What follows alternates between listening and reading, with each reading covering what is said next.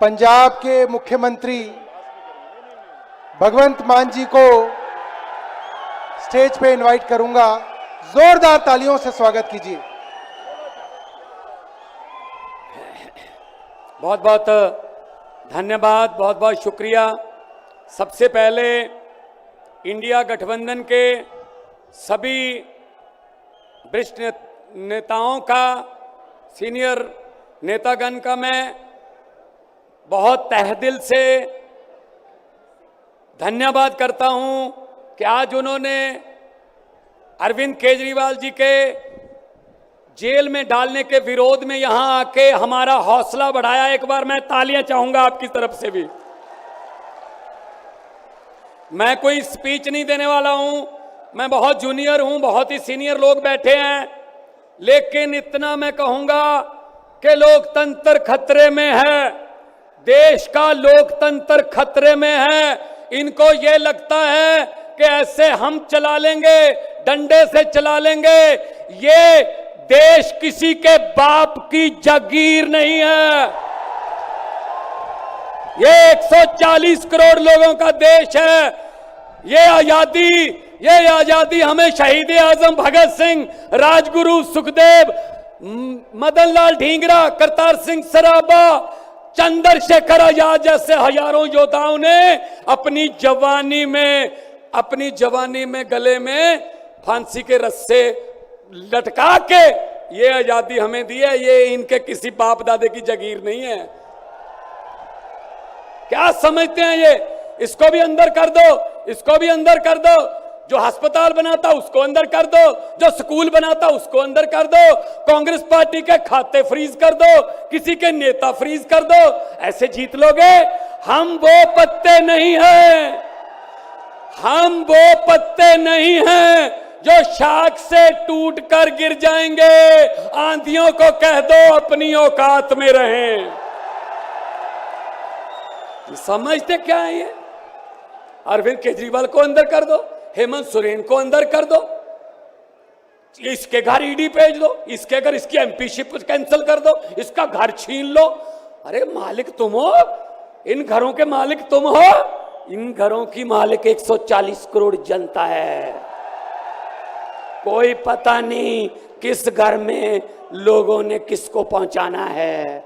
ये गलत फहमी में है। हुकूमत वो करते हैं जिनका दिलों पर राज होता है। यूं कहने को तो मुर्गे के सर पे भी ताज होता है। आज सुनीता जी, आज कल्पना जी बैठे हैं, सोनिया जी बैठे हैं। मैं नमस्कार करता हूं, नमन करता हूं कि इन्होंने इतने दुख झेले, इन्होंने क्या क्या नहीं देखा अपनी जिंदगी में, आंधियां तूफान झेले, लेकिन फिर भी इतने हौसले वाले बैठे हैं और आपके साथ है। आपका प्यार जो है सबसे बड़ी ऑक्सीजन आपका प्यार है। ये तालियां किसी को ऐसे नहीं मिलती। किसी को दिहाड़ी दे के मोदी मोदी करवाना बहुत इजी है। जब कोई दिल से बोलता है ना, वो बात असर रखती है। जब दिल से बोलता है, ये देश के टुकड़े टुकड़े करना चाहते हैं, जैसे राहुल जी कह रहे हैं। ये देश को नफरत की आंधी में लेके गए हुए हैं। ये सीएए लेके आए। मैं पार्लियामेंट में था, मैं एमपी था तब। मैंने कहा जी मुझे बोलने का मौका दीजिए। कहते नहीं जी। मैंने कहा जी 30 सेकंड। कहते जी, मैंने कहा जी 30 सेकंड। कहते 30 सेकंड में क्या बोलोगे? नहीं। मैंने कहा जी 20 सेकंड। कहते 20? मैंने कहा हाँ। स्पीकर साहब कहने लगे आपका समय शुरू होता है अब। तो मैंने 20 सेकंड में बोला। मैंने कहा लंबे सफर को मीलों में मत बांटिए, कौम को कबीलों में मत बांटिए। एक बहता दरिया है मेरा भारत देश, इसको नदियों और झीलों में मत बांटिए। अरविंद केजरीवाल को तो गिरफ्तार कर लोगे, लेकिन उसकी सोच को कैसे गिरफ्तार करोगे? जो लाखों अरविंद केजरीवाल देश में पैदा हो चुके हैं, उनको किस जेल में कैद करोगे? अरविंद केजरीवाल एक व्यक्ति नहीं है, अरविंद केजरीवाल एक सोच का नाम है। इंडिया गठजोड़ इकट्ठे हैं, सब इकट्ठे हैं। आज सभी के, मेरे ख्याल में कईयों के तो कैमरे भी कांपने लगे होंगे, ये इकट्ठे कैसे बैठ गए? ये चाहते नहीं हम इकट्ठे बैठे, कभी ये इधर से कभी इधर से कोई अफवाह। लेकिन मैं ये कहना चाहता हूं सबको कि आओ इकट्ठे हो जाएं और इन भ्रष्टाचारियों को कह दो, भगवंत मान ने बोला था, इन भ्रष्टाचारियों को कह दो कि जितने मर्जी इकट्ठे कर लो पैसे, हीरे, मोती, मगर ख्याल इतना रहे कफन पे जेब नहीं होती, कोई पैसा साथ नहीं जाएगा। लूट लो देश को, कितना लूटना है। गरीबों की बद्दुआएं ना लो, गरीबों की बद्दुआएं ना लो। हर बात पे झूठ चल रहा है, हर बात पे जुमला चल रहा है, झूठ पे झूठ, जुमले पे जुमला। अभी जुमले बनाने वाली फैक्ट्रियां चल रही हैं, अभी आने वाले दिनों में आपके पास नए नए जुमले आएंगे, यकीन मत करना।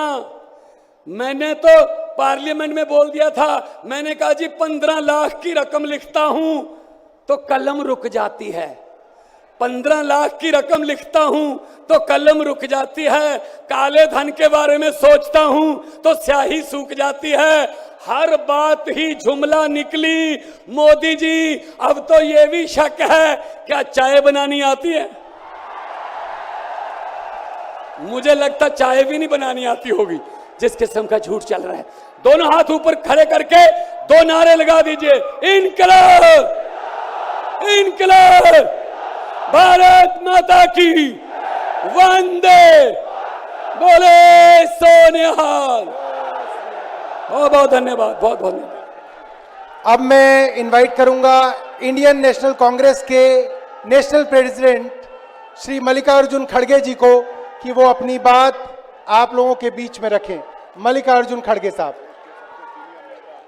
आज देश के सबसे सीनियर नेताओं में से एक हैं, जिन्होंने अपने बचपन से अब तक बहुत सारे